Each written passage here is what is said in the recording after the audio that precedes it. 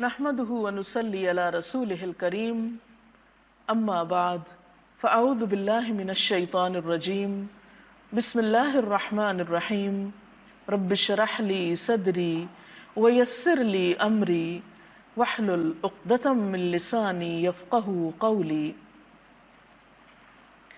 ناظرین، ہماری آج کی گفتگو کا موضوع ہے روزہ ڈھال ہے۔ ڈھال کس کو کہتے ہیں؟ ڈھال کے لیے انگریزی میں لفظ شیلڈ استعمال ہوتا ہے۔ پرانے زمانے میں جب لوگ جنگ کیا کرتے تھے تو دشمن کے وار سے اپنے آپ کو بچانے کے لیے ڈھال یا شیلڈ کا استعمال کیا جاتا تھا۔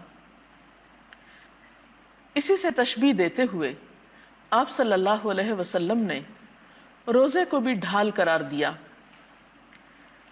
کہ روزہ دشمن کے وار سے بچانے والا ہے، محفوظ کرنے والا ہے۔ ہم سب جانتے ہیں کہ ہمارا دشمن شیطان ہے۔ ان الشیطان لکم عدو مبین، کہ یقیناً شیطان تمہارا کھلا دشمن ہے۔ وہ ہمیں بہت سے برے کاموں پر اکساتا ہے۔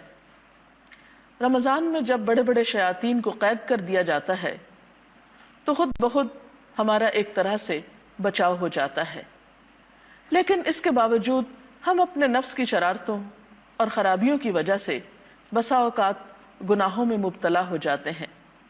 لیکن جب انسان روزہ رکھتا ہے تو روزے کی وجہ سے اس کے اندر ایک خاص روحانی قوت پیدا ہوتی ہے۔ وہ قوت اس کو گناہوں سے بچنے میں مدد دیتی ہے،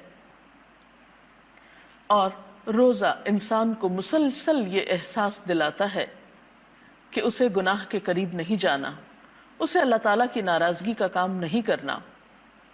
جس طرح اس کا شعور اور احساس سارا دن زندہ رہتا ہے کہ مجھے کچھ کھانا نہیں کیونکہ میں روزے سے ہوں، اسی طرح گناہوں کے قریب جاتے ہوئے بھی اسے ایک احساس ضرور ہوتا ہے۔ اسی لیے ہم دیکھتے ہیں کہ روزے کی حالت میں نہ صرف یہ کہ کھانے پینے سے منع کیا گیا، بلکہ کچھ اور برائیوں سے بھی بطور خاص رکنے کو کہا گیا، اور اس طرح یہ روزہ ہمیں برائی سے بچنے میں مدد دیتا ہے۔ ایک حدیث میں آتا ہے عن ابی ہریرہ قال قال رسول اللہ صلی اللہ علیہ وسلم الصیام جنۃ واذا كان یوم صوم احدکم فلا يرفث ولا يصخب فان سابه احد او قاتله فلیقل انی امرؤ صائم۔ حضرت ابو ہریرہ رضی اللہ تعالی عنہ سے روایت ہے کہ رسول اللہ صلی اللہ علیہ وسلم نے فرمایا، روزہ ڈھال ہے، لہٰذا جب کوئی روزہ رکھے تو فحش باتیں نہ کرے، بیہودہ پن نہ دکھائے۔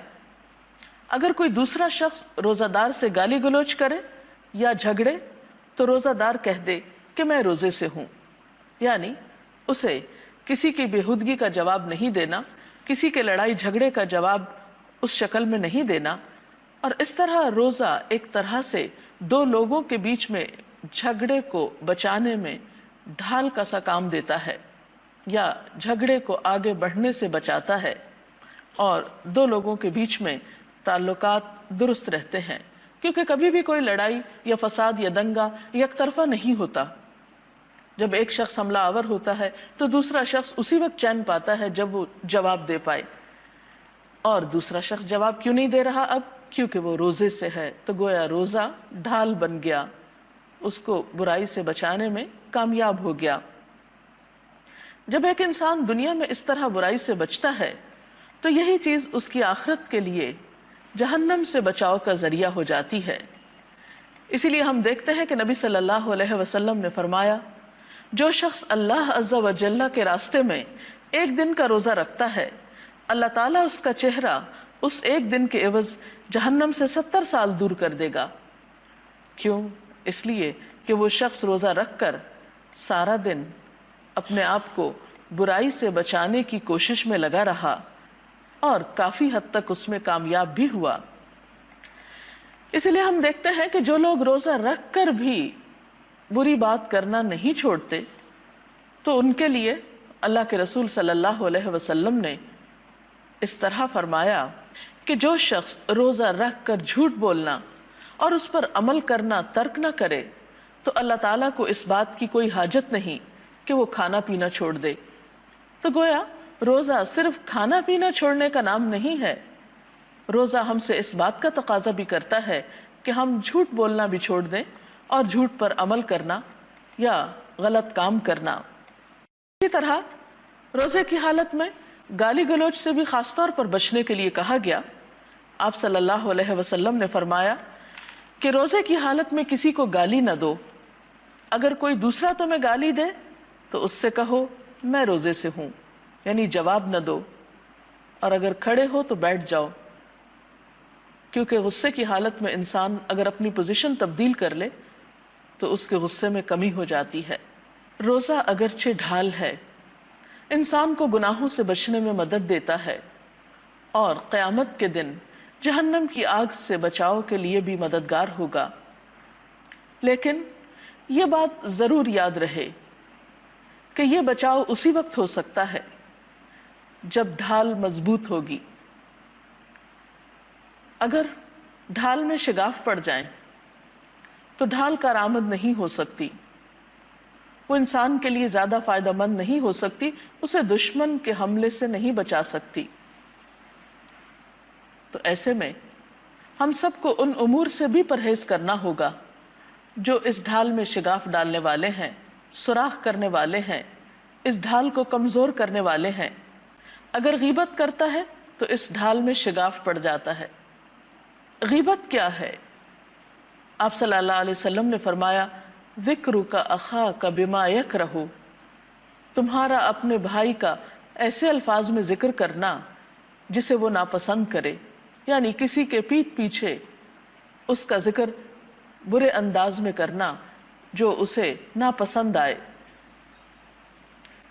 قرآن پاک میں اسے مردہ بھائی کے گوشت کھانے سے تشبیہ دی گئی۔ ایک مسلمان پر دوسرے مسلمان کی عزت حرام ہے، کسی کو حق نہیں کہ وہ دوسرے کی عزت کو نقصان پہنچائے، لہٰذا ایسے تمام امور سے اجتناب کرنا چاہیے جس سے دوسروں کو تکلیف پہنچتی ہو۔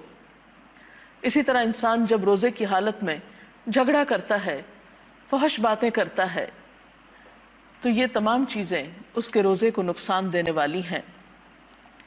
یہ کیسے ہو سکتا ہے کہ ایک شخص روزہ بھی رکھے اور پھر جھوٹ بولے؟